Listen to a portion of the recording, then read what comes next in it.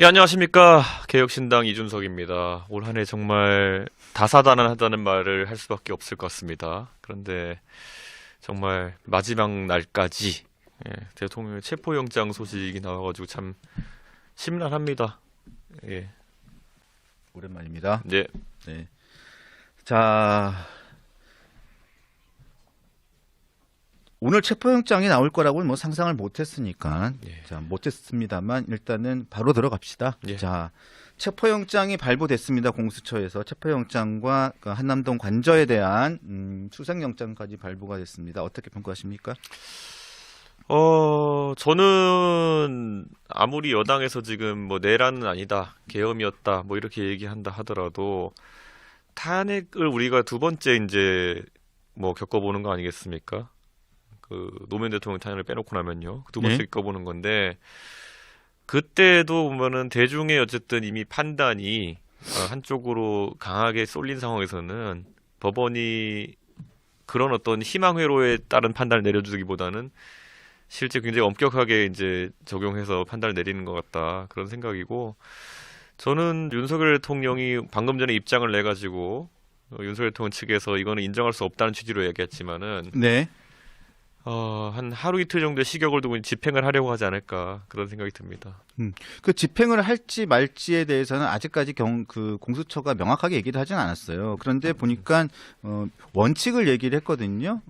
그래서 집행은 원칙이다. 원칙이고 뭐 서울구치소에 인치하는 것도 뭐 원칙이다 이렇게 얘기를 했는데 일단은 뭐 말씀하신 것처럼 뭐 대통령 측에서는 윤곽근 변호사는 이거는 받아들일 수 없다. 놀랍고 받아들일 수 없다. 대단히 유감스럽다. 그리고 경호처에서도 뭐 공식적인 입장이 뭐 하여튼 뭐 경호를 네. 발동하겠다라는 건데 물리적 충돌도 가능성도 있어요. 제가 공교롭게도 오늘 아침에 국군 수도병원에서 뭐 연결식 하나 참석하고 여기 오는 길에 그 9401번 광해버스를 타고 왔는데 그게 딱 그 한남동 관저 앞을 지나옵니다.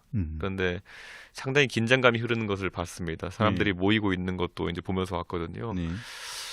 충돌은 없었으면 좋겠습니다. 그래서 충돌이 없으려면은 대통령이 이거는 결자 해제하셔야 되는 부분이다. 그래서 어떤 뭐 대통령 측 이런 입장보다 본인은 대통령이면서 법률가이기도 하니까요.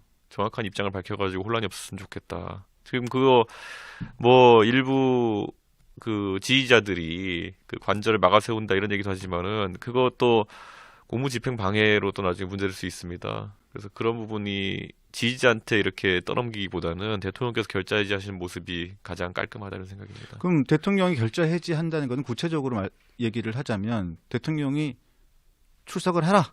이제는 이제 강제 수사에 이제 그 상황이 생긴 거잖아요. 그러다 보니까 대통령께서 어느 적절한 시점에 협의를 통해 가지고 뭐 제3 뭐 위치에 출석해 가지고 조사를 받는다든지 아니면 이런 것들은 뭐 협의해 볼 수 있는 거 아니겠습니까? 지금 원천 무효다 뭐 이런 말만 계속 하다 보면은 집행할 수밖에 없는 상황이 올 수도 있습니다. 그러면 그거는 대통령이나 지지자들에게도 좋지 않을 뿐더러 대한민국이 외부에 보이는 모양 자체가 전 좋지 않습니다. 염려되는 부분은 출석을 하는 거는 출석을 할 수도 있습니다만 출석을 하게 되면 공수처에서는 신병 확보를 위해 가지고 진짜 얘기를 하잖아요. 서울 구치소에 인치할 수 있다. 그렇죠. 그렇게 되면 구속이 될 수도 있는 사안이에요. 지금 그런데 그 절차를 또 받아들이지 않으면은 결국에는 뭐 경찰에서는 무엇이든 투입할 수 있다는 취지로 또 이제 입장을 내고 있는 것 같은데 그랬을 때는 정말 보기 안 좋은 모습이고요. 저는 대통령이 법률가이기 때문에 더 잘 알겠지만은 조사에 임해가지고 본인도 많이 겪어봤겠지만은 진술 거부를 할 수도 있고 여러 가지 다른 자신의 방어를 위한 방법들이 있습니다. 그걸 쓰는 것까지 문제 안 되지만은 법원에서 발부한 체포영장에 대해서 물리적 저항을 한다는 거는 저는 그거는 법치가 흔들리는 일이라 생각합니다. 잔인한 질문일 수 있지만 구속도 감수하라. 그런 얘기입니까?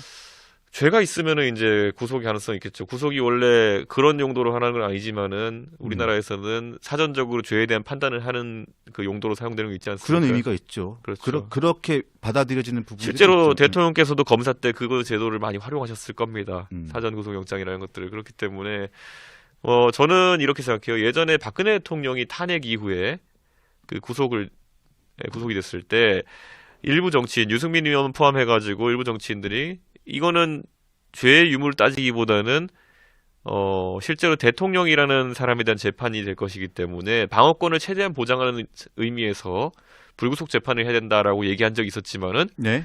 실제 그런 말 하고도 유승민 의원은 또 배신자로 몰리더라고요. 또 그래서 저는 이 정치인들이 그런 경험을 바탕으로 해서 굉장히 말을 아낄 것으로 보입니다. 지금부터는. 근데 대통령이 구속 수사를 받는 상황은 굉장히 대한민국의 불행한 상황이긴 하지만은 이번에 그 계엄이라는 것이 너무 엄중하기 때문에 참 안타까운 거. 이게 만약에 윤석열 대통령이 다른 어떤 행동으로 해서 문제가 됐다고 한다면은 뭐 당연히 수사도 받지 않았을 테고 직을 수행한 다음에 나중에 퇴임 이후에 수사하자는 여론이 많았겠지만은 너무 많이 미디어에 노출되고 우리 봤어요. 어떤 일이 일어나는지. 그래서 쉽지 않습니다. 알겠습니다. 윤 대통령 문제는 거기까지만 예. 일단은 하고 또 사안이 또 속보가 나오면 다시 한번 여쭤볼게요. 예. 자, 일단 현안으로 다시 한번 돌아가 보겠습니다. 자, 특검법 쌍특검법 거부하고 거부권 행사하고 그런 다음에 저기 현재 재판관 임명에 대한 여야 합의를 요구했던 한덕수 권한대행 탄핵했죠. 탄핵이 됐는데 자, 그 부분에 대해서는 어떻게 판단을 하십니까? 저는 사실 한덕수 권한대행은 탄핵을 본인이 감수하는 상황까지 갔다. 유도했다고까지 생각하십니까? 뭐 유도까지는 모르겠지만은 나는 내 역할을 하고 탄핵돼도 어쩔 수 없다라는 식으로 예. 마음을 정하신 걸로 보였거든요. 네. 찬성하신 거잖아요. 저희는 찬성했습니다. 네. 그런데 그 찬성하신 이유는 어떻게 돼요? 왜냐하면 지금 헌정 질서가 지연되는 거 사실 한덕수 대행에 대해 저희가 이렇게 얘기했어요. 그때 권성동 원내대표 저한테 와가지고 네? 이 대표 이거 어떻게 되는 거야 그래가지고 제가 이렇게 얘기했어요. 저는 정족수에 대해 가지고는 권한대행으로서 무슨 헌법재판관 임명 안 하고 이런 거를 야당에서 지적하고 있기 때문에 네. 정족수는 3분의 2가 맞는 것 같다라 제가 말씀드렸어요. 그때 박수민 의원도 저한테 와가지고 그 얘기를 해가지고 저도 정족수는 200명이 맞는 것 같다. 네. 그런데 200인지 150인지는 헌재가 판단하겠지만은 우선 표결은 해야 된다고 본다. 개혁신당은. 네. 그래서 찬성 들어가고 저희는 그렇게 임했는데 나중에 헌재에서 150이 왔다라고 또 이제 끄어버렸잖아요. 그러니까 참 저는 헌재 판단에 그 부분은 잘 동의를 안 합니다. 헌재가 그렇게 아직까지 결정하지는 않았죠? 직무정지가 됐다라고 이제 인정했으니까요. 한덕수 대행에 대해서 직무정지 상태인 걸 인정했으니까. 근데 저는 한덕수 총리가 총리로서 뭘 일을 잘못한 것이 있느냐에 대해서는 아직까지 지적되는 게 없는데 권한대행으로서, 그러니까 총리로서 잘못했다라는 거는 왜 계엄을 안 막았냐 정도인 네. 건데 그거는 뭐 그렇게 따지면은 거기 내각의 모든 사람들 탄핵해야 되는 거거든요. 그거는 차치하고 이제 권한대행으로서 왜 특검의 거부권을 행사할 분위기를 풍겼느냐. 두 번째로는 왜 헌재 재판관 임명 안 하느냐. 상설특검 그다음에 왜 진행 안 하냐 이건데 네. 이거는 다 권한대행으로서의 일입니다. 권한대행으로서 예, 일이죠. 그래서 저는 그거는 정족수는 200인 것이 맞았다고 생각했지만 그래도 표결에 참여한 겁니다. 근데 지금 최상목 대행도 똑같은 상황에 놓였는데요. 그렇죠. 이게 오늘이 시한이잖아요. 네, 근데 저는 정치적인 상황과 이게 지금 복합된 게 최근에 그 무안에서 있었던 안타까운 사고도 있고 정부의 대응 능력이나 이런 것들이 혹시라도 또 다른 탄핵으로 인해서 저해되지 않을까라는 국민들의 여론도 며칠 전보다 높아진 상황이에요. 그렇죠. 그래서 정치권도 조심스럽게 움직여야 되고 실제 오늘도 국회 본회의가 있습니다만은 민주당도 제가 의원들과 얘기해 보면은 상당히 신중하게 접근하는 걸로 보입니다. 탄핵에 또 탄핵은 안 된다라는 입장이 덜어 있습니다. 민정원 중에도. 자, 그러면 지금 상황 변화가 있기는 있습니다만 저기 한덕수 권한대행을 탄핵을 일단 했어요. 그런데 그 사안하고 지금 사안하고 상황이 바뀐 거는 특별히 없어요. 네. 일단은 사안은 조건은 네. 특검법 거부를 지금 행사를 할 것으로 보여요. 예. 최상목 대행도. 그리고 헌법재판관 임명도 크게 달라진 건 없는 것 같습니다. 네. 그렇게 되면 최상목 대행도 그 논리라면 탄핵을 해야 되는 거 아닙니까? 저는 그래서 이게 만약에 그 한덕수 대행에 대한 탄핵을 바탕으로 해서 이 절차가 빨리 진행될 것 같으면은 모르겠는데 최상목 대행도 안 하겠다. 네. 그리고 제가 이제 국회 과방위거든요. 네. 근데 과방위에 이제 그 유상임 과기부 장관이 나오셨습니다. 이분 정치인도 아니고 그 재료공학과 교수님 출신으로 굉장히 그렇죠. 평소에 우리가 과방위 상임에 본 성품이 굉장히 훌륭하시고 이런 온화한 분인데 편이시죠. 예. 그런데 딱 이번에 우리가 이제 과방위에서 민주당 쪽 의원들이 만약에 장관이 이제 승계자 4번인데 네. 이주 부총리 다음에 장관에게까지 그렇죠. 오면은 이런 것들 어떻게 처리하시겠냐. 그런데 결연한 목소리로 나도 이제 이런 절차에 대해서 그 신중하게 네. 가겠다는 취지로 말씀하셔서 민주당 의원들이 깜짝 놀랐어요. 네. 그러니까 그게 뭐냐면은 사실 유상임 장관의 그런 의지나 이런 게 사실 지금 민주당 의원들에게도 야 이거 이렇게 계속 가도 되는 거야? 라는 약간 경각심을 심어주는 그런 계기가 된 것 같습니다. 네. 그래서 저는 민주당도 이제 이 상황에서 힘으로 밀어붙이기만으로는 어느 순간에 한계가 올 거라는 판단을 할 거라 봅니다. 그래서 개인적인 의견을 여쭤보는 거예요. 예. 왜냐하면 특검법을 오늘 거부할 가능성이 전 90% 이상이라고 보는데요. 예. 예, 그렇게 되면 최상목 대행 특검법 거부 이거는 받아들이시는 겁니까? 저는 거부권에 대해 가지고는 그게 탄핵의 요건이 되기 어렵다 이런 생각합니다. 그럼 왜냐하면 헌재 재판관, 우리가 예를 들어 이재명 대표가 예전에 예. 본인이 뭐 그 본인의 국회의원으로서의 권리를 활용하려고 했다. 네. 그래가지고 그것 때문에 저희가 뭐 이재명 대표의 직을 박탈하자 이렇게 윤리에 넣고 이러지 않거든요. 네. 그 권리는 행사할 수 있는 거고 네. 특검 거부권이라는 것도 권한대행위가 행사할 수 있는 건데 네. 문제는 나머지 헌법에 이제 강행 규정처럼 돼 있는 것들 아니면은 뭐 헌법 재판관의 임명에 대한 강행 규정들 이런 것들을 지키지 않았을 때 의무를 소홀히 한 것이 아니냐 이 부분은 다퉈볼 수 있는 겁니다. 그런데 이거는 또 시한이 정해진 건 아니에요. 네. 그렇기 때문에 만약에 탄핵을 민주당이 진행한다면 뭘 갖고 하려고 할까, 뭘 써가지고 할까 그거는 아직까지는 잘 모르겠습니다. 자, 특검법 거부권은 제가 보기에는 위헌 요소가 있어서 이 부분은 리즈너블한 문제라고 생각을 해요. 네. 그런데 저 또한 헌재 재판관 임명권에 대한 문제는 저도 사실 그 부분은 여당에서 약간 무리가 있는 부분이라고 생각을 하거든요. 그 부분에 대해서는 어떻게 생각을 하십니까? 임명을 해야 된다고 저는 생각을 하시는 건가요? 이게 예전에 민주당이 또 이제 임명 안 하려고 그래가지고 방통위도 지금 이제 그렇죠. 예, 방통위 상임위원 수가 지금 이제 부족해가지고 네. 뭐 방통위에서 해야 될 방송 정책 이런 게 한 발짝도 못 나가고 있는 네. 상황입니다. 이진숙 위원장은 탄핵되고 뭐 이러면서 그런데 그와 마찬가지로 그것도 민주당 귀책이 좀 크고요. 헌법재판관의 임명이 더뎌지는 것에는 뭐 여야 모두 귀책이 조금씩 있지만 전 이거는 방통위 따위와는 비교할 수 없는 헌정 질서에 지장이 가는 거거든요. 대통령 탄핵이 지금 걸려 있는 사안이죠. 그렇죠. 이게 자칫 잘못하면은 우리가 교착 상태라고 이야기하죠. 네. 이게 가끔가다 차가 교차로에서 들어가서 누가 뒤로 빼기 전까지는 앞으로 못 가는 교착 상태가 발생되면은 완전 교차로 마비거든요.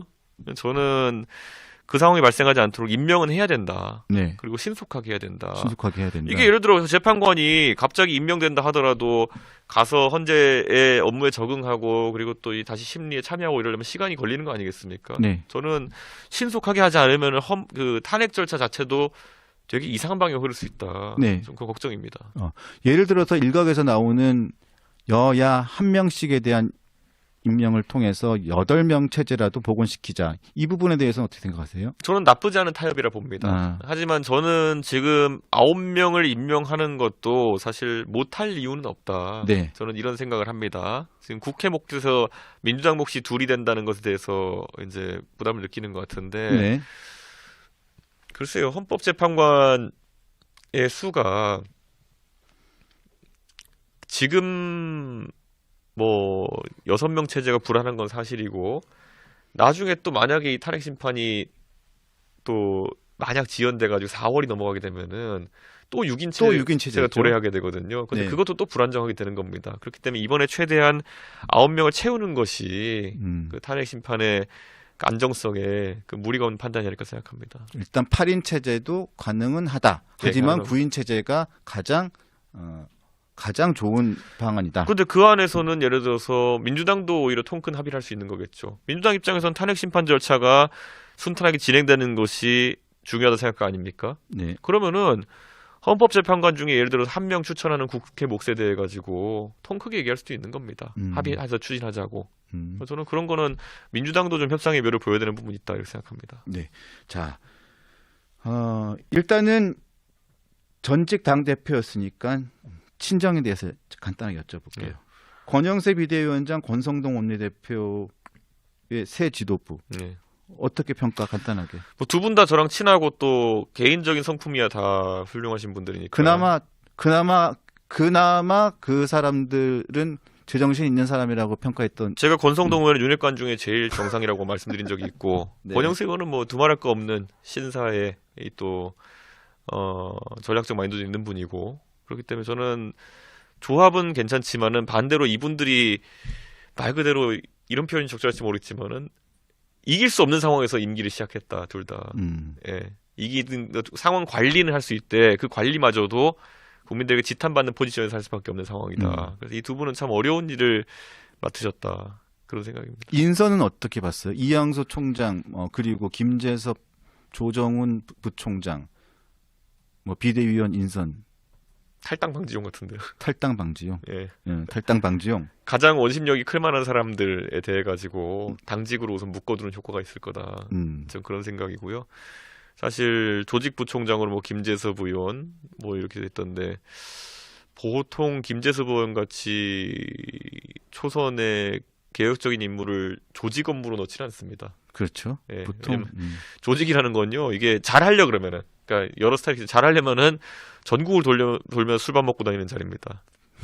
예, 전국을 돌면서 술밥 먹는 자리에 뭐 김재섭 의원이 뭐 갓 신혼에 지금 뭐 결혼해가지고 시간도 없을 거고, 그 다음에 또 돈도 많은 것도 아니고, 이거 전국을 돌면 술밥 먹는 자리에 김재섭 의원이 적합하다 보진 않습니다. 제가 봤을 때. 근데 어쨌든 제 생각에는 묶어놓은 거로 보입니다. 탈당 방지용. 네. 자, 본격적인 제가 질문하고 싶었던 얘기를 이제 바로 들어갈게요. 대선 출마합니까?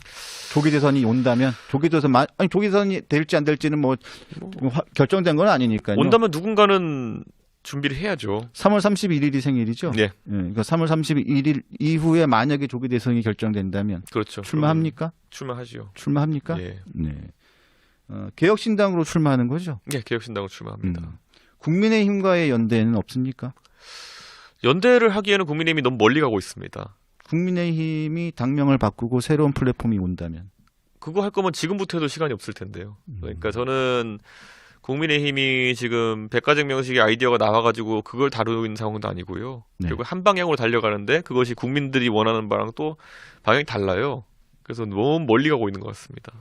3자 구도를 요즘에 많이 얘기하고 있어요. 예. 3자 구도. 현실적으로 3자 구도 필승론이 가능합니까? 저는 조금 회의적인데. 변하는 상황 속에서의 결과를 봐야 되는데요. 저는 이제 동탄선거 모델로 가는 경우가 많고요. 그러니까 동탄선거라는 것이 뭐 그 당시 민주당 후보 되시는 분이 한 45% 이상 받는 여론조사들로 시작했어요. 그렇죠. 그런데 그분의 나중에 최종 득표를 보면 39% 정도로 억제되고 나머지 국민의힘 후보가 제가 20 정도 나왔는데 국민의힘 후보가 15에서 17 사이로 이제 쭈그러들고 제가 이제 모름 없음, 그러니까 마음을 정하지 못한 사람 표를 쭉 빨아 올려가지고 42까지 가면서 이긴 선거거든요. 그렇게 보면요, 전체 원래 동탄이 민주당 지지율이 한 65% 나오는 곳이에요. 네. 그런데 그 중에서 민주당 후보가 39로 억제됐다는 거는 65 중에 한 26 정도를 제가 흡수했다는 거거든요. 저는 오히려 민주당에서 이재명 대표의 일방적 리더십이라든지 아니면 다소간의 도덕적 문제나 이런 것 때문에 찍을 수 없는 분들의 표를 흡수하는 능력이 가장 큰 후보가 누가 될 것이냐. 네. 그게 관건이고 지난 탄핵 대선, 그러니까 우리가 기억하는 그 박근혜 탄핵 이후의 대선을 보면은 안철수 후보가 초반에 굉장히 무섭게 치고 올라갔습니다. 왜냐하면 그렇죠. 그 흡수력이 강했고 네. 문재인 대통령도 그 당시에 후보 시절에 확장세의 한계가 뚜렷했거든요. 네. 그러니까 친노 친문의 계승자면서 또 한편으로는 굉장히 또 한쪽 이념에 치우친 모습을 보이면서 그런 게 보였는데 저는 이재명 대표는 그보다 더 확장성이 낮을 수 있다. 그런 부분을 공략하는 게 중요하죠. 그래서 아까 제가 말씀드리는 것은 지금 이준석 의원이 말씀하시는 3자 필승 구도론을 조금만 뒤집어 보면 지난번 그 문재인, 안철수, 홍준표 구도의 3자 구도에서 조금만 뒤집으면 그게 3자 필승 구도 될 수 있지만 3자 필패 구도도 될 수 있다는 말씀을 드리는 거거든요. 근데 이렇게 봅니다. 그 당시에 그 안철수 의원이 한동안 1등 한 적도 있었어요. 여론조사에서. 그렇죠. 그러다가 푹 꺼지는. 근데 그 꺼진 거는 저는 올라간 거는 안철수 의원이 가지고 있던 중도적 포지션이나 신선한 이미지 이런 것들이 작용해서 초반 구도를 잘 형성했다 보고요. 그 다음을 그 지속하는 데 있어서는 안철수 의원이 그 당시에 정치 시작한 지 얼마 안 돼가지고 뭐 정책 면에서 유치원 관련해서 단설이냐 아니면 병설이냐 이런 거 얘기하면서 정말 에피소드 같은 일이었죠. 네, 그런 일들이 생기고 네. 그리고 또 MB 아바타는 몇 가지 이제 마케팅적인 실수나 이런 게 있으면서 거기서 이제 추락했거든요. 네. 저는 그거는 유지한 데 실패한 거는 안철수 의원의 약간 정치 경험에 따른 한계성이 있었다 이렇게 보는 거고 네. 구도상으로는 언제든지 그런 양극단 정치 속에서도 가운데 지형이 넓어질 수 있다 그런 생각을 합니다. 정치를 조금 아는 분들의 얘기를 들어보면 만약에 조기 대선이 치러진다면 이재명 대 반 이재명 구도로 짜여져야 한다는 얘기들도 있어요. 그 부분에 대해서는 동의하십니까? 저는 그거를 그렇게 짤 수 있는 능력이 있으면 대단한 사람이라 생각하는데요. 이게 항상 보수 쪽의 전략가나 이런 사람들은 머릿속에 이재명밖에 없기 때문에 그런 구도를 짜는데 네. 대한민국 국민들 그냥 평균적인 중의적인 국민들의 위치에서 보자면은 이거는 결국에는 탄핵 대선입니다. 탄핵 대선. 예, 그렇기 때문에 책임이 있는 자와 책임이 없는 자 이 정도의 구도가 우선 생길 거고요. 네. 그리고 반성을 하는 자와 안 하는 자 그렇습니다. 뭐 이런 정도의 또 갈림이 있을 것이고 저는 결국에는 그 흔히 말하는 보수 쪽 전략가들이 얘기하는 이재명 대 반이재명 구도는 쉽지는 않다. 그렇게 생각합니다. 그럼 이준석 의원이 보기에 한동훈 전 대표는 책임이 있는 자입니까? 저는 책임이 없다고 볼 수 없습니다. 그거는 책임이 있는 자라고 봅니까? 결국 윤석열 정부의 황태자라 불렸던 분이거든요. 지난 네. 1년간은 여러 가지 뭐 다사다난했지만 거기도 네. 근데 어쨌든 법무부 장관으로 해가지고 그 다음에 또 비대위원장까지 만들어주고 네. 그랬던 상황이었기 때문에 분리해서 이렇게 가기는 어렵기 때문에 일정한 책임론이 있을 것이다. 다만 한동훈 대표가 지난 1년 동안 겪었다는 그 일들로 인해 가지고 네. 일부의 동정론 정도는 있을 수 있겠다. 네. 근데 책임론에서 분리는 쉽지 않다. 그런 생각합니다. 예. 그럼 한동훈 전 대표는 다음 조기 대선이 열린다면 복귀할 것으로 봅니까? 당연히 복귀를 할 거로 보이는데요. 가능성은? 본인은 무조건 할 겁니다. 그러니까 후보가 될 가능성은 있다고 보십니까? 저는 굉장히 약하다 봅니다. 왜냐하면 군인들이 대통령 하던 시대가 한번 저물고 나면요. 군인들이 다시 대통령 세상은 오기가 어렵습니다. 그건 다시 치환을 하면 검사 대통령으로서 큰 어려움을 받기 때문에 그런 취지입니까? 그렇죠. 그리고 세상을 이제 보는 세계관이라는 것이 윤석열 대통령이 검찰총장일 땐 몰랐지만 대통령의 자리에 오르나니까 하는 게 계속 누가 나쁘냐 착하냐만 가리려고 한다. 선악을 갈라가지고 정치판을 짜려고 한다는 것에 국민들이 이골이 나 있거든요. 근데 한동훈 대표도 뭐 직무가 법무부 장관이었고 하기 때문에 그렇지만은 선악을 가르는 일에 계속 이제 앞장섰고 윤석열 대통령은 본인이 그다지도 선하지 않은 걸로 판명돼가지고 참 안타깝지만 한동훈 대표도 이 선악 담론을 가가지고는요 발례 하나에 쉽게 무너지는 그런 경향성이 있습니다. 어떤 거요? 발례. 네. 그러니까 예를 들어 조국 대표에 대해 가지고 수사를 막 했을 때 거기까지만 그쳤으면 조국 대표도 좀 문제가 있구나 끝났을 텐데 김건희 여사에 대해 이것저것 하면서 당신은 뭐 그렇게 또 깨끗하다고 그래가 조국 대표에 대해서 갑자기 붐이 일어가지고 총선 때 돌풍 나고 이러지 않았습니까? 그러니까 이건 다 상대적인 거거든요. 네. 그러니까 한동훈 대표도 만약에 그 길을 가가지고 선악구도로 뭐 점수 따보려고 한다? 쉽지 않고 발리 하나에 무너지는 거고요. 제가 미국 대선 캠페인도 해리스 대 트럼프 했을 때 그런 말 했었거든요. 해리스가 본인이 검사 출신이고 트럼프가 수사받는다 그래가지고 검사 대 범죄자 프레임 만들려고 했지만은 저거 되게 어려운 거다. 예. 해리스는 해리스 나름대로 뭐 불륜의 문제라든지 이런 게 있는 상황 속에서 정말 깨끗한 손이 아니면 이 프레임은 걸어가지고 쉽지 않다. 근데 한동훈 대표도 이번에 보면은 물러나기 전에 고생했던 것이 무슨 뭐 당계 댓글 사건이니 뭐 이런 것들부터 해서 아주 작은 발리에도 네. 무너지는 거거든요, 이런 게. 네. 저는 좀 그런 전략으로 검사들이 앞으로 득세하기는 어렵다 봅니다. 그러면 오세훈 서울시장은 책임이 있는 사람입니까? 없는 사람입니까? 없죠. 예. 오세훈 시장이야말로 그 윤석열 대통령이 후보가 되고 대통령 되기 전부터 서울시장 보궐선거를 통해서 행정에 몰두해 왔고 중앙정치에 대한 메시지를 거의 내지 않았거든요. 네. 저는 오세훈 시장은 어떤 책임론에서도 자유로운 사람이다. 음. 물론 중간중간에 오 시장의 탄핵에 대한 메시지나 이런 것들 같은 경우에는 뭐 누군가는 또 비판할 수 있고 하겠지만은 오 시장이 무슨 책임 있겠습니까? 이 사태에 대해서. 오 시장을 견제했으면 했지 윤석열 대통령 측에서. 홍준표 시장은 어떻습니까? 마찬가지로 시장으로 있었기 때문에 음. 뭐 윤석열 대통령이 가끔 국정에 대한 조언을 듣기 위해 가지고 홍 시장과 뭐 식사를 하고 이런 건 있겠지만은 뭐 홍 시장 측 인사가 예를 들어 이번 정권의 핵심에 진출했다든지 뭐 그런 것도 보이지 않고 저는 그런 포괄적 책임론에서는 두 분 다 자유롭다 생각합니다. 만약에 국민의힘과의 연대 가능성은 없다라고 일단은 이야기를 했는데 네. 해쳐 모여서 만약에 국민의힘이 당이 해쳐 모여서 각 사람별로 해쳐 모여서 이준석 의원과 연대의 가능성이 있다면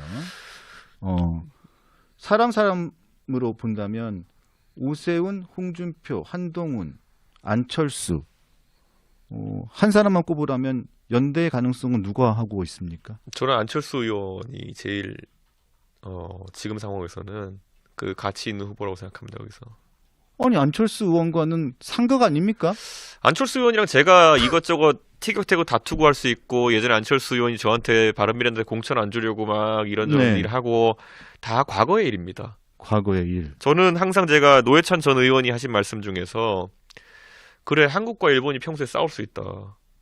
그런데 외계인이 쳐들어오면은 힘을 합쳐야 되는 거 아니겠느냐. 네. 저는 여기서 외계인이라는 것은 명징한 것이 음. 지금 정치에 있어서 정치를 과거로도 되돌리고 그런 선악 대립구도 만들려고 하는 사람들은 다 외계인입니다. 지금 국민들은 그런 거 바라지 않아요. 네. 그럼 안철수 의원이랑 저랑 뭐 여러 가지 이견이 있다 하더라도 저는요 그런 부분에 있어서 안철수 의원 같은 분이랑 새로운 정치판을 짜는 데 있어가지고 만약에 서로 손을 맞잡아야 된다 그러면은 제가 먼저 가서 안철수 의원한테 지난 몇 년 동안에 있었던 일들에서 제가 다 잘못한 게 있으면 미안하다고 말씀드리겠습니다. 이렇게 하고 시작하겠습니다. 제 친구 장인입니다. 사적으로는. 아니 어떤 면에서 그렇습니까? 어떤 면에서 어떤 가치가 저는 어떤 이제 제가 분노할 가치가 있습니까? 아까 선악에 대해 가지고 굉장히 선악을 가르는 정치는 이제 하고 싶지 않다라고 제가 이제 얘기했는데 예? 저는 안철수 의원은 지금까지 정치하면서 그런 법조인 정치를 하지 않았어요. 네. 예. 선악을 가르지 않는다. 대신 안철수 의원은 미래에 대한 얘기를 많이 했었거든요. 네. 저는 그게 중요하다 봅니다. 지금 시장에 나와 있는 대부분의 정치인들, 아까 뭐 두 분 시장도 그 법조인 출신이지만은 물론 행정을 하신 지 오래돼가지고 색채는 약해졌지만은 주업이 법률가인 사람들만 나와 있습니다. 지금 그렇습니다. 그렇게. 윤석열 대통령도 법률가였지만 한동훈 대표도 법률가, 지금 뭐 권영세, 권성동 두 분 다 법률가, 이재명 대표도 법률가 출신. 저는 이 상황에서는 법조인 정치가 이제 가질 한계성을 국민들이 봤기 때문에 좀 넘어서야 된다. 그래서 저는 뭔가 미래에 대한 생산적인 담론을 같이 할 수 있는 사람들, 비록 그것이 뭐 지금은 다소 세가 약하고 저랑 과거에 좀 마찰이 있었다고 하는 안철수 의원이랄지라도 제가 뭐 안철수 의원과 사전에 얘기한 적도 없지만은 아까 그 명단에서 관심을 갖는다면은 그런 분들, 아니면 뭐 유승민 의원 같은 분들도 경제학자로서 이런 법조 담론과 좀 거리가 있으시지 않습니까? 이런 사람들이 다 같이 좀 판을 갈았으면 좋겠다. 전 그런 생각입니다. 저는 개인적으로 오세훈 시장을 거론할 줄 알았더니 뜻밖입니다. 그 오세훈, 홍준표 두 분은 뭐 누가 우위라고 했을 정도 저랑 가까운 분들이기 때문에 네. 그 인간적인 가까움으로는 뭐 맨 앞에 계신 분들입니다. 그래서 네. 그분들이 정치하는 것도 저는 당연히 제가 항상 협력하고 이렇게 하지만은 지금 상황에서 오세훈 시장님이 박력 있게 과연 그 서울시장직을 던지고 나오시는 것, 그리고 홍 시장님이 또 친윤계 얼마나 거리를 둘까 이런 부분에 대해 가지고는 아직 미지수이기 때문에 제가 어떤 언급을 하지 않고 있습니다. 그쪽에 대해서. 예. 알겠습니다. 자, 그리고 자, 일단 뭐 친정 얘기지만 또 하나 여쭤볼게요. 일단은 한동훈 전 대표가 당 대표에서 물러났죠. 근데 그 물러나는 과정에서 보면 한 대표 측은 쫓겨났다고 표현을 하고 네. 일단은 또 친윤계 쪽은 당 주류 측에서는 무너졌다라고 얘기를 합니다. 자, 그 과정에 대한 평가는 이제 뭐 다 그 국민들이나 뭐 정치권에서 맡겨 놓고요. 근데 그 이후에 보면 그 의원총회 내부의 내용이 네. 녹취가 돼서 방송 그 뉴스로 나오게 되고, 그날 계엄 당일에 있는 의원들의 단톡방이 일부가 편집돼서 나오고 그 다음에는 또 전체가 나오고 이런 과정들이 막 나왔었어요. 당 대표도 지내봤었는데 저는 한동훈 대표가 그런 것들을 알고 지시했는지 아니면 한동훈 대표 측의 어떤 인사들이 그런 일을 벌였는지 모르겠지만은 그거는 굉장히 안 좋은 모습입니다. 비공개 의총내에서 대화가 뭐 전원으로 전해지는 것도 아니고 녹취를 통해 가지고 외부에 유출되고 그런 것 자체가 앞으로 한동훈 대표랑 같이 일하는 사람들 입장에서 부담이 될 수밖에 없고 같이 일하려고 안 할 거다. 예, 그런 생각이 들고요. 근데 어, 알 권리 차원이라고 또 볼 수도 있는 측면이 저 있다는. 예전에 예를 들어 저는 제가 녹취를 한다 하더라도 저에 대한 공격이 들어오거나 했을 때 방어적 차원에서 제가 이제 저는 그것도 풀어가지고 제가 공개하는 경우가 한 번 있었거든요. 그게 이제 원희룡 장관이랑 저랑 어떤 설전이 붙었는데, 네, 예, 기억납니다. 근데 저는 그때도 제가 녹취를 공개하지 않았습니다. 그냥 네. 제가 그 풀어가지고 한두 문장 정도를 공개했던 맞아요. 거지. 네, 그렇죠. 근데 이거는 녹취를 전부 다 공개해버린다. 이거는 굉장히 위험한 상황이고요. 뭐 한동훈 대표 측에서 억울한 게 있어 그렇게 했을지 모르겠지만은 그것 때문에 그거 공개한다고 세상이 갑자기 뒤집어지진 않거든요. 그러니까 그 바뀌진 않거든요. 결과가. 근데 너무 무리수를 줬다. 이런 생각이 좀 들고 한동훈 대표 측은 자꾸 이제 오해하는 게 뭐냐면은 본인들이 굉장히 실적이 좋고 우리가 이기는 팀이고 우리 정말 잘해요. 그런데 쫓겨났어. 그러면은 사실 동정 여론이 많이 생깁니다. 그런데 누가 봐도 국회의원 선거 때 대패를 하고 그다음에 법무부 장관 시절에도 이재명 대표 뭐 구속하는데 실패하고 지금까지 성과가 별로 없거든요. 근데 성과가 없는데 그냥 이미지 정치 가지고 이제 우리를 그리워해 주세요 이렇게 하기에는 그렇게 여유가 없을 겁니다. 보수 진영의 유권자들이. 그래서 저는 그거는 한동훈 대표 측에서 어떻게 하면 한동훈 대표의 그런 과거의 신선한 이미지를 넘어서는 능력 있는 이미지를 구축하냐의 문제인데 이번 시즌에서 그러니까 이번 계엄 정국에서 보여준 모습은 우왕좌왕하는 모습이 좀 많이 부각됐고 그 중간에 그때 뭐 한덕수 총리랑 같이 서가지고 발표할 때는 보면은 흡사 일부는 사리사욕이 앞선 거 아니냐라는 평가를 하기도 했어요. 그래서 그 당시에. 예, 그러니까 예. 뭐 이게 소통용 하려고 하는 거 아니냐 이런 식으로. 그러니까 저는 그 부분 좀 한동훈 대표 측에서 뼈 아프게 생각해야 될 점이 아닌가 그렇게 생각합니다. 이제 마지막으로 이재명 대표에 대한 좀 얘기를 마지막으로 좀 해볼게요. 자, 항공기 참사가 있는 당일 SNS를 올려서 문매를 맞기도 했고, 그리고 최근에는 어젠가요? 또 일부 온라인상에는 그래도 일을 잘하는 건 이재명이다라는 글들이 막 매크로처럼 막 네. 올라오고 있습니다. 이재명이 다시 보이네 뭐 저런 건데. 네. 자, 이재명 대표가 그러면서도 지금 재판은 계속 지연 전략을 계속 쓰고 있습니다. 네. 지금 계속 빨리 지금 대선 시기를 빨리 조기 대선을 빨리 해가지고 지금 하려고 하는 계속 그런 걸 보이고 있는데 이재명 대표의 대권 시계 대선 전략 지금 빨리 지금 계속 돌리려고 하는데 지금 탄핵을 계속 진행하고 있잖아요. 이재명 대표의 전략 성공할 거라고 보십니까? 저는 이재명 대표가 조급해하는 이유는 우리 다 알지 않습니까? 네. 재판 때문에 그런 거 아니겠습니까? 제가 근데 그때 하도 그게 답답해가지고 본인이 만약에 재판을 받는데 무죄라고 생각하고 억울하다 생각하면은 대선 전에 어쨌든 계속 빨리 이거 재판을 빠르게 진행해달라고 해가지고 털고 재판을 그 선거를 나가야 되는 거거든요. 저 예전에 저한테 뭐 성상남 어쩌고 할 때 제발 빨리 좀 결론 내달라고 제가 오히려 주장했었거든요. 그런데 결국 무혐의 났잖아요. 근데 그 억울한 상황에 있는 사람의 행동이 아닙니다. 본인은 아는 거죠. 본인이 문제될 것이 있다고 생각하기 때문에 늦추고 뭉개고 이런데 헌법에 보면요. 그러니까 우리가 대통령의 불소추 특권이라고 하는 것이 이게 있는 이유는 뭐냐면요. 대통령직 하면서 누가 고소고발 남발해가지고 대통령 하던 시기의 일에 대해서 계속 평가받는 상황을 막기 위해서 있는 조항이거든요. 근데 이건 대통령 선거 나가기도 전에 이재명 대표가 저질러 놓은 일들 벌써 몇 년 된 일들 아닙니까? 그렇죠. 근데 이거에 대해 가지고 대통령이 돼가 재판 절차를 중지시킬 수 있지 않을까라는 기대를 하는 것 자체가 저는 반헌법적이다. 헌법에서 예를 들어서 국회의원의 면책특권이라는 것도 국민들이 뭐라 하지만요. 국회의원이 의정활동 중에 한 말을 보호해 주는 거예요. 네네. 국회의원이 예를 들어서 밖에 나가 술집에서 이상한 말 떠들어가지고 문제됐다. 그거는 보호해주지 않아요. 네. 그러니까 이재명 대표도 착각을 하면 안 되는 것이 대통령에 대한 불소추 특권이라고 하는 거는 대통령직 수행 중에 대통령에게 어떤 문제들이 생겼을 때 직무에 집중할 수 있도록 보호해 주는 거지. 이런 지금 뭐 몇 개 혐의로 재판받는 사람을 도와주는 게 아닌데 그래서 제가 그때 뭐라 그랬냐면은 지금 윤석열 대통령이 헌법을 위반했다 그래서 탄핵 심판을 받는데 윤석열 대통령이 만약 탄핵되고 조기 대선이 있다 그러면은 그 다음 인물은 적어도 헌법에 대한 수호 의지가 있는 사람이 돼야 되는 거 아니냐. 네. 근데 지금 이재명 대표는 그 헌법상의 불소추 특권을 자기의 과거의 일을 방어하는 데 쓴다. 그럼 그거 자체가 반헌법적이다. 네. 그리고 그래서 제가 그러면은 쓰레기차가 지나가고 분뇨차가 오는 상황이 되면 안 되는 거다. 이렇게 정말 강하게 비판한 것이 우리 국민들께서 주변에 그렇게 알리셔야 돼요. 아, 네. 반헌법적인 행동을 했던 대통령을 뭐 탄핵으로 그 쫓아내고 만약에 이런 불소추 특권을 반헌법적으로 활용하는 사람이 또다시 대통령이 된다.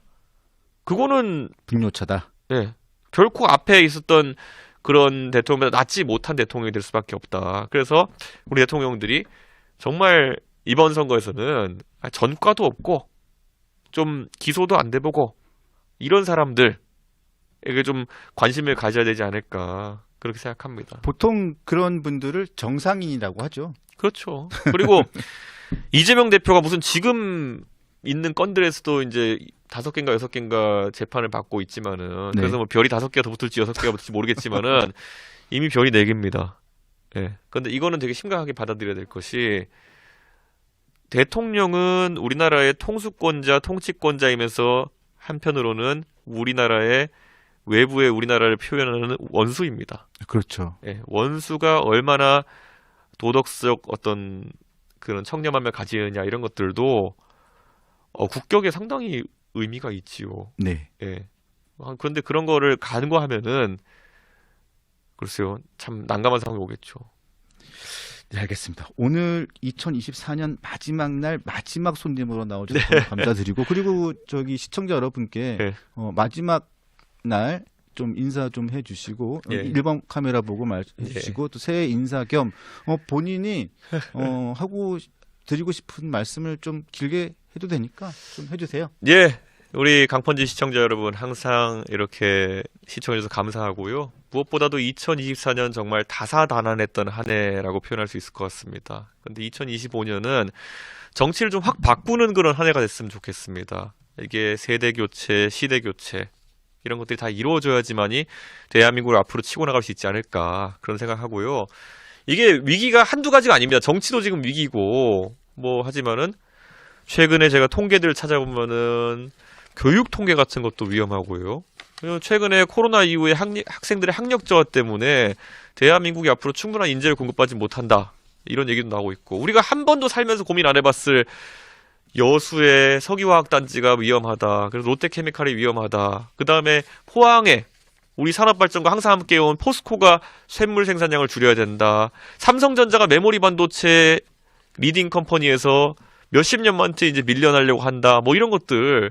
사실 우리가 지금 정치에서도 많은 어려움 겪고 있지만 산업이 무너지는 위기 속에 있거든요. 이거 해결하려고 그러면은 정말 리더십이 완전히 바뀌어야 되는 거고요. 어디 국제 무대에서 내놔도 참 부끄럽지 않을 그런 사람들이 앞으로 정치를 이끌어야 된다. 그런 생각합니다. 앞으로 우리 강펀지 애청자분들도 항상 대한민국 정치에 그런 기대감을 가지고 많은 좋은 말씀 주시면은 저도 반영해서 배우고 또 더 나은 정치할 수 있도록 하겠습니다. 2025년 시청자 여러분 그리고 사랑하는 분들, 가족분들 모두 건강과 행복을 기원하겠습니다. 화이팅!